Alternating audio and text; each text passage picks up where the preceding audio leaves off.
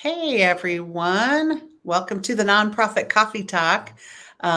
We decided we should probably go live a little early so everybody can get in here and get themselves situated. Hopefully, you have your favorite beverage and are ready to hear what Cathy has to say today. So, we're excited to have her on, and we'll give you a few minutes here to get settled. You still have time to go grab a coffee or water or whatever you need to if you want. We're going to get started in about 3.5 minutes. So what have you been doing this summer, Cathy? You asked me about my summer. You're going to South Carolina tomorrow to visit family. Yes.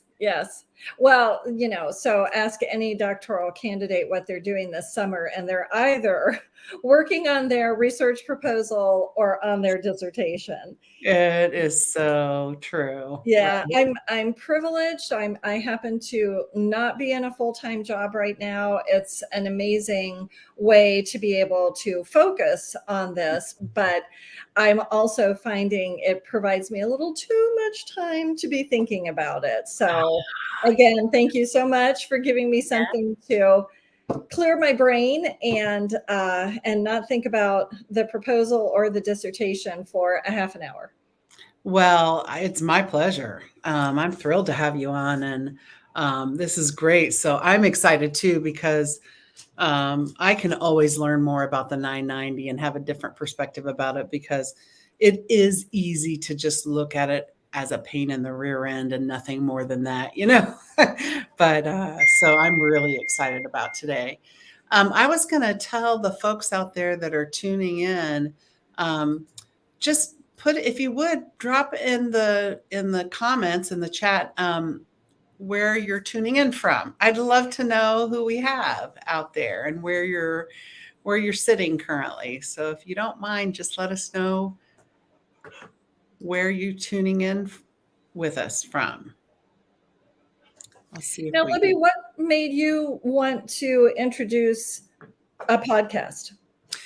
It's a great question. It's part of my intro too. So if you'll hold that thought, I do talk about that, and there really is a reason why. So yeah, I'll explain that in the intro. Excellent. Yeah, thank you. That was perfect. Well, I do know. I mean, podcasts are great, and to me, the wonderful thing about them is then they live in perpetuity. Yes, but they're a lot of work. They're a lot of work. Yeah, this one, I've honestly been enjoying it. I really have. It's a great way to highlight other people that are working in this field and have expertise. And, it keeps me connected to a lot of great people that just are in it to help nonprofits, which is, Yes. which is my motivation. And I love that. And so, and it also is opening up the door for other people, right? So some people that that I've followed on social media that I think of highly. And, I want to reach out to them and have some of those folks on too, just to connect with them for the most part. And so that's exciting. There are a couple people that I just really, really admire that are, that are really, that are big time, right? That are, I'm small peanuts, and there are people there whose names that you say and people know them for all the work that they've done. So I'd really like to have those people on too. People like Joan Gary, like I would love to have her on, and some others, so that hopefully that'll come too if the audience builds enough. So, well, I think we'll go ahead and officially get started. It is 11:30 Eastern time. So I hope that those of you that are out there would go ahead and drop in the chat. Where are you tuning in to us from? Where are you sitting right now? I'd love to know that. Okay, let's get started here officially. So I'm thrilled to have Cathy Paessun here today. Here's why we do this. Nonprofit leaders are really struggling, right? Like they are tasked with the world's most difficult problems, which is improving lives and our communities. And they really usually have little financial support and often not a lot of people support. And they're always working on a shoestring budget, no matter how big the organization is. So I'm Libby V, nonprofit champion and founder and CEO of Libby V and Associates, and we help nonprofit leaders grow their abilities to achieve their mission and purpose. Not all nonprofits can afford to hire a consultant, so I wanted to create the Nonprofit Coffee Talk as a way to provide great content, helpful information, and get that out to as many nonprofit people as I can. And so that's the purpose of this. So I hope you all find it useful today and every Thursday. Feel free to drop in the chat some suggested topics that you'd like to see us discuss on future coffee talks. And so we'll move to our guest today. So today our topic is getting to know your favorite charity, and that could be your own. By looking at the IRS Form 990 to learn about where the money goes. And so Cathy's going to dig into that. And so often we think of the 990 form as just a compliance document, right? Well, we have to do that. But Cathy's going to convince us that there really is a lot of utility to it and a lot of good uses. So let me introduce Cathy Paessun, whom I've known for quite a while. I think probably about 22 years, maybe, or 23. Yeah. So Cathy's a performance improvement and organization development consultant and she has diverse experience in the for-profit and nonprofit industries. And actually, I met Cathy when she was making the move from for-profit to nonprofit. Her expertise is in strategic goal setting and achievement for individuals and organizations. Cathy recently attained the designation of Doctoral Candidate at Franklin University, and her dissertation research will focus on nonprofit accountability. So welcome, Cathy. Thrilled to have you here today with us. Thank you, Libby. Thank you so much for inviting me. You are so welcome. Thank you for being a guest. So I have a question to get us started. I'm very curious about this. So the 990, like I said before, is mostly looked at, especially by nonprofit staff and accountants and the people like that have to put it together, CPAs. It's mostly looked at as just something that has to be done to be compliant with the IRS. But you're here to say it's a useful tool. So my question is, how can it be useful for nonprofit board members, for nonprofit staff, for donors or prospective donors or potential volunteers or even funders? So how might they use the 990? I know that some of those folks do on a regular basis look up nonprofit 990. So could you talk a little bit about that? Absolutely. Thank you. Great question to begin with. So for nonprofit organizations, I think there are a couple important things to remember. First of all, especially human services nonprofits, and I do really talk mostly about human services nonprofits. I have to be honest, I'm not looking at major hospital systems or foundations or anything like that. I really focus on the human services who are providing housing and food and clothing to people who do not have the resources to obtain that themselves. So I'm focused on sometimes what are smaller nonprofits, sometimes maybe even newer nonprofits. And so how do we find out about them? How do we really learn information about them to know where the money's going and how they're operating and that sort of thing? And what I have discovered over 20 years in the nonprofit world is the only publicly available information about a nonprofit is their 990. It is available on larger nonprofits. They make it available on their website. But for smaller nonprofits, a lot of times, the only way you're going to find it is if you either go to the IRS, which is a little daunting, even online, or you go to one of the rating agencies like GuideStar or Charity Navigator or something like that. And there you can find this usually multi-page document with a lot of information that if you're not used to working with a 990 form, or if you don't do your own taxes, I openly admit I don't do my own taxes anymore. They've become way too complicated, and thank God for accountants. Then it's something that may be a little challenging to read. So that's the most important reason that I'm focused on the 990, especially for human services agencies, and looking at it kind of specifically. So you mentioned, the money information. The money information is absolutely important for everyone to understand about their favorite charity. It's definitely something you should be looking at. Frankly, if you're a volunteer, if you're a donor, and certainly if you take the major step of becoming a board member, you should be receiving annual reports from the nonprofit agency of your choice. You should be seeing how they are summarizing this information and sending it out to people. And that's a great way to start too. But if you want to dig a little deeper, if you want to know a little bit more about what's going on, it really is IRS Form 990.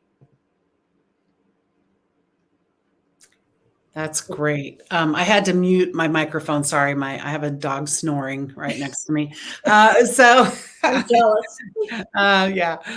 So I pulled the 990 up here. I thought maybe, we could kind of look at it while you're talking about it. So what are we looking at and what should we hone in on? So when it comes to Form 990, what I want to point out is, the first several pages is really all the financial information. And as you mentioned, Libby, a lot of the compliance information. But when you get to page 6, which is what Libby has up, this is, to me, the most interesting part of Form 990, because this is the page that says, what's your board doing? Now, one thing I think people might not realize, Libby, and you know this very well, the fiduciary, the real financial fiduciary responsibility of a nonprofit is held by the board. It's not the executive director. And when it comes to ensuring that the agency is being managed ethically and sustainably and that sort of thing, that's up to the board. The board has a really big, important role. And I'm just going to say, as an aside, it's one of the reasons I'm not really a board member of a nonprofit right now. I think for me, the more I understood the importance of the role of the board, the more I thought, I'm going to step back for a little bit. And I'm certainly not going to get involved until I understand more about how any agency I would want to engage with really does that. So you've got the financials on the first several pages, but you get to page 6. And here's what's interesting about page 6. It lists out 16 to 17 board characteristics is what they're referred to. But it's really the key activities that a board should be, I'll say, engaging in, or that the board should be sure they're paying attention to. And I would argue paying attention to on an annual basis. Mm-hmm. So if I can, let me just pull a few of these out just real quickly, because unfortunately, Libby, I could go on forever about this, but we've only got a total of 30 minutes. So where page 6 begins is with the governing body and management. And under this first section, it's asking about the board members. Are your board members independent? How many of them are independent? Now, what this should do is then lead people to question, what does independent mean? That's my question. What is independence? Independent really is very specifically, the people on the board are not related to the people in the agency. They're not related, with rare exception, to other people on the board. There are family foundations and family nonprofits, and I get that that's not what we're talking about here. But more importantly, are the people on the board profiting in any way from their board affiliation? Mm-hmm. And are they, even if they themselves are not profiting, are their relatives profiting from the board association that someone has? So there are meant to be, I'm going to say, firewalls, so that people are not just starting nonprofits to benefit themselves, to benefit their relatives. The goal and the purpose of a nonprofit and the reason it has that very privileged tax status of not having to pay federal taxes is because they exist to do good for the community, not for the people running the board. Yes. Yeah. And I think, Cathy, you didn't come on to talk about that, but I just want to put a pin in the fact that a lot of people start nonprofits for all the right reasons. They want to be helpful to a certain group of people or make the community a better place. And they're often family members or loved ones or spouses or partners who started a nonprofit together. And I know of a few of those, right, where they have, themselves and a couple of relatives that are the board members, and they provide, stuff to people, right? And so, the question becomes, can we get, coverage for those costs? So I just want to put a pin in that I see that happening a lot with board members. So you have to be really understanding what the IRS is asking and what is the definition of these terms they throw out, like independent. So I don't, sorry to take some time to talk about that, but this is so common. This happens a lot. It does. And it's very important for people to understand, because research has shown the most important reason people get involved with a nonprofit is because they believe in the trustworthiness of the executive director. That's fine. The executive director is a very key role in a nonprofit. I'm just here to say the board's role is equally, if not more important. And it's something that people should understand about any nonprofit that they're choosing to donate to or to work with or for. So yeah, I mean, honestly, Libby, you and I could go in a million directions with this conversation, but I want to point out something real quickly so that I don't forget. If you look at page 6, what you will see is that for each of the characteristics that are listed here, the nonprofit is simply requested to respond with yes or no. It's purely, do you do this or do you not do this? Is this the case? Is this not the case? How easy is it to just say yes? And I will point out that, the IRS, I'm sorry, nonprofits were not necessarily part of the 2002 Sarbanes-Oxley Act that really just tightened up a lot of the banking controls and for-profit corporation reporting and that sort of thing. But the IRS chose to update Form 990 based on Sarbanes-Oxley. Actually, it was updated then in 2008. And this is the IRS's way of saying, hey, nonprofits, these are the things that we really care about and we need to make sure you have in place. Here's the key. The IRS certainly is not funded enough to go back to every nonprofit or even most nonprofits and say, show me your policies, show me what you've got. The IRS is simply saying, this is important. We expect you to do this and do this well.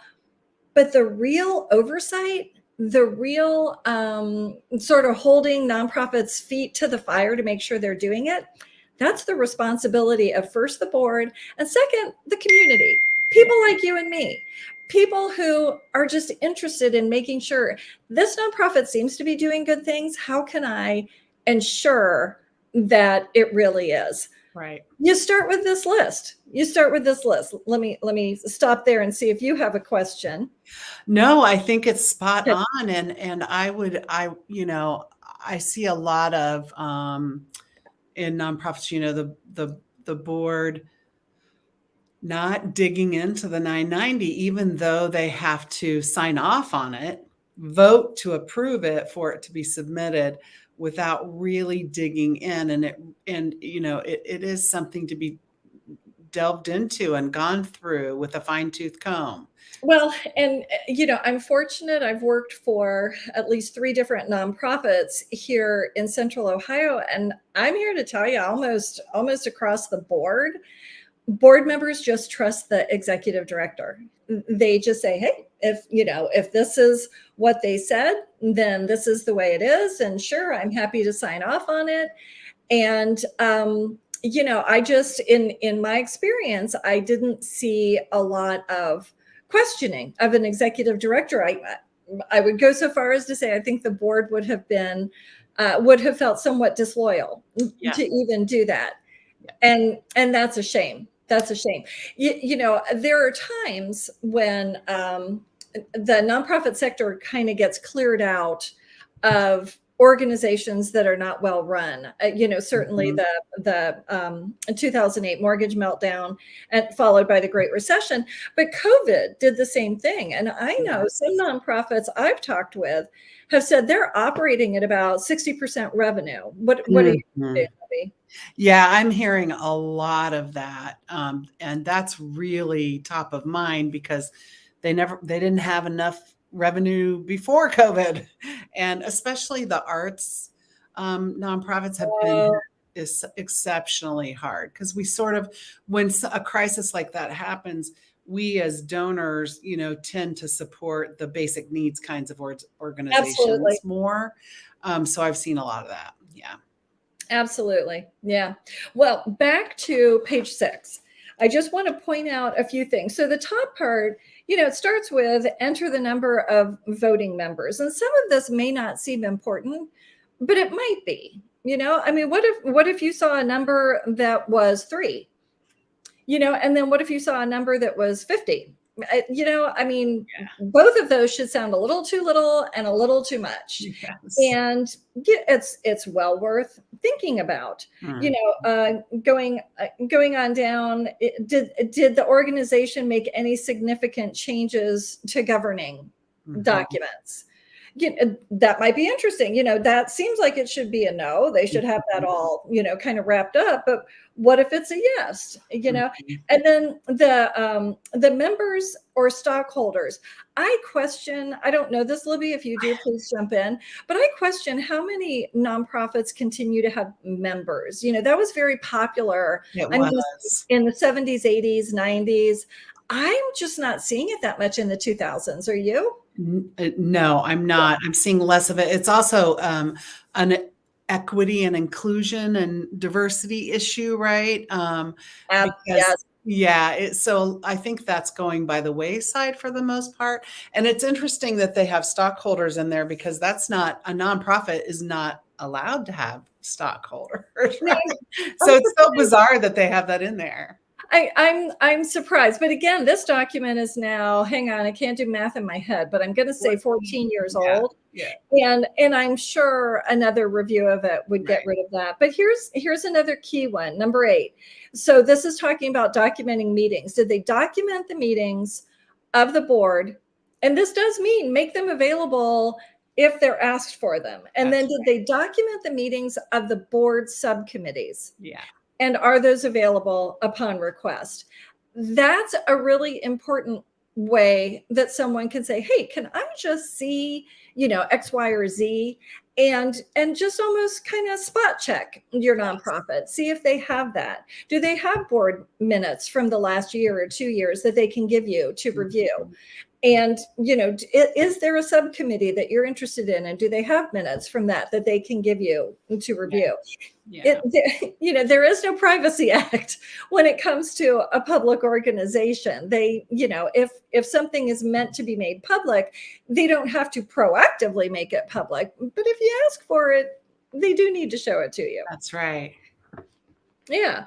So I'm just going on down. The next section deals with policies. And here's what I want to say about the policies. Again, this would be so easy to just check yes to everything. You could almost download a template policy from the internet and say, well, sure, we have a whistleblower policy. We have a compensation policy, that sort of thing. Do they?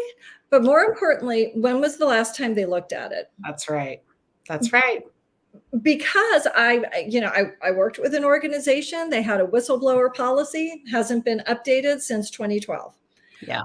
What's the possibility that they're really taking that, taking all of that and everything that we know now about whistleblower activities into consideration now, Right.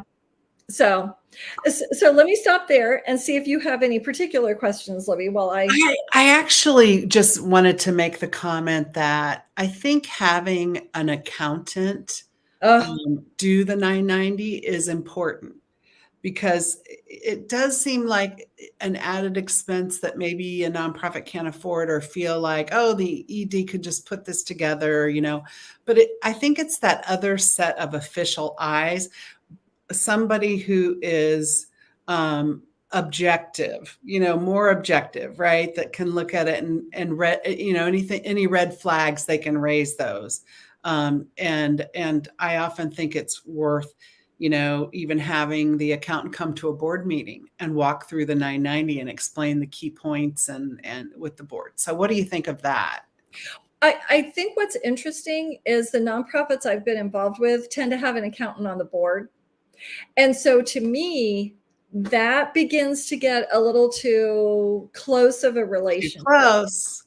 Yes. And I think it would be even more important. You need those skills on your board. You need all the skills that, of course, you're not going to hire on staff, either because you don't need it on a daily basis, or it's just something where I can believe nonprofits would want to have a regular influx of people who have been trained in the for-profit world, bringing their expertise to bear, and then learning how to apply that expertise in the nonprofit sector. Because my favorite expression, one of my volunteers used this several years ago, the nonprofit status is a tax status. It's not a business model. That's right. Nonprofits are meant to run as businesses, and they're meant to be run in a sustainable fashion that will absolutely guarantee continuity of operations at its basic. So we need, in the nonprofit world, we need that input from the for-profit folks who are successfully running companies and running divisions of companies, and then running those administrative functions for big companies to say, here are some things to keep in mind. Yes. But man, when it comes to really,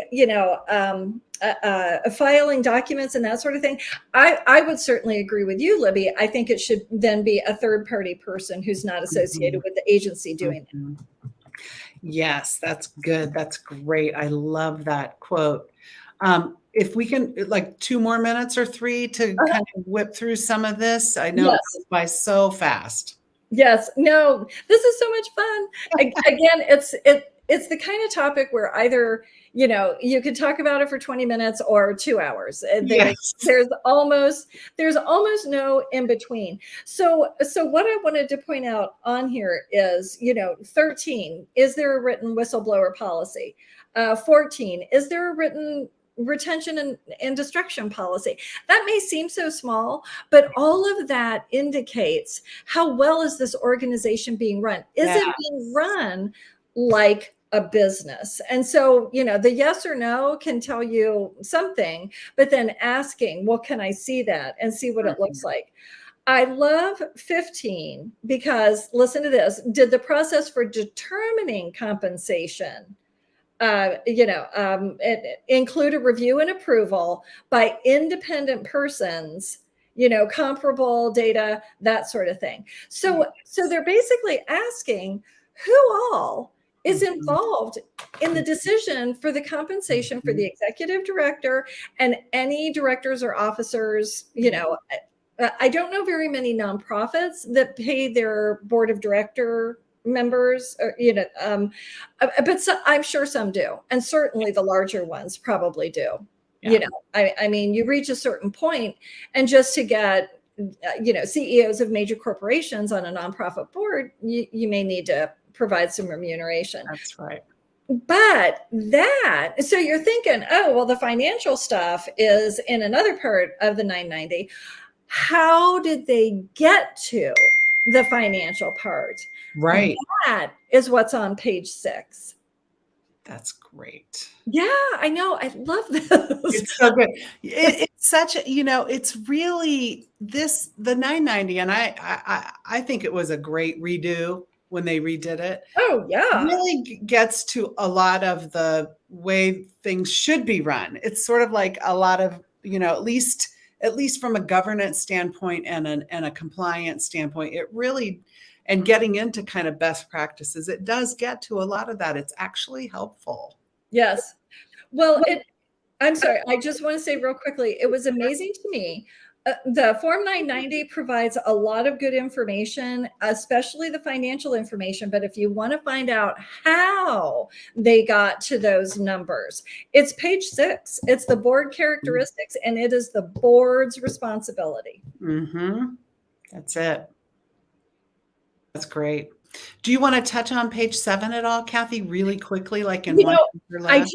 What I wanted to point out about page 7 is that's where they list the individual compensation. If you ever pull up a page 7 and there's nothing on there, why not? Where is that information and why isn't it listed? And I just think that should be the question for almost any part of this that isn't brought up, but especially if they're not listing the compensation of the key leaders of the organization, that's worth asking about. That's right. It is, for sure. And even if, you have to list board members here, and obviously they don't get compensated, but you have to list them and put their compensation at 0. Like, they have to go there. Exactly. So just to point that out too, because I've seen people who just omit that part thinking, well, we don't compensate our board, so they don't need to go there, but they do. Yes. So, all right. Well, this has been incredible, Cathy. Any last words for people of, any advice, any thoughts that we didn't touch on that I know we could talk for 2 more hours about the 990, but just thank you so much, Libby, for the opportunity to talk about something that obviously gets me all geeked up. And I just want to offer to your listeners, connect with me on LinkedIn at Cathy Paessun, and I'm super easy to find. And I would, if you have questions or anything, just let me know. But this is deeply important to me. I believe that the nonprofit sector is an extremely important sector in general, but also it's important to make sure that it's doing what it says and that it's doing it properly, because the services provided by the human services agencies, there is little to no compensation. When a human services agency goes under, folds, whatever, what do their clients do? They can't just go down the street to the next human services, agency that provides housing necessarily. So it's very, very important. And when we're giving money to an organization and we're not seeing the actual outcome of that money, it's even more important to just look a little deeper and ask a few more questions and make sure that they're doing what you want them to do with whatever you give them, your time, your money, whatever it is. And just quickly, pages 6 and 7, you feel like would give them enough to kind of get a feel for the organization, and probably really they should skim through the rest of it to see if there's anything that comes up. It's real easy these days to give to, on different platforms very quickly to help. Yes. But if you're going to invest in an organization in a long-term way, a monthly, even if it's a small gift or whatever, it's good to really look at the 990 to make sure that they're going to use your money wisely in the way that you intend on it being used. So. Absolutely. Absolutely. Wonderful. Yeah. Well, thank you so much. This has been fantastic. Thank you. Thank you to those of you who tuned in. I appreciate you so, so much. Thank you. And if you feel like it, please share this on your social media channels, and hope to see you next Thursday at 11:30 right here for the Nonprofit Coffee Talk. Thanks so much. Thanks again, Libby. Yeah, thank you.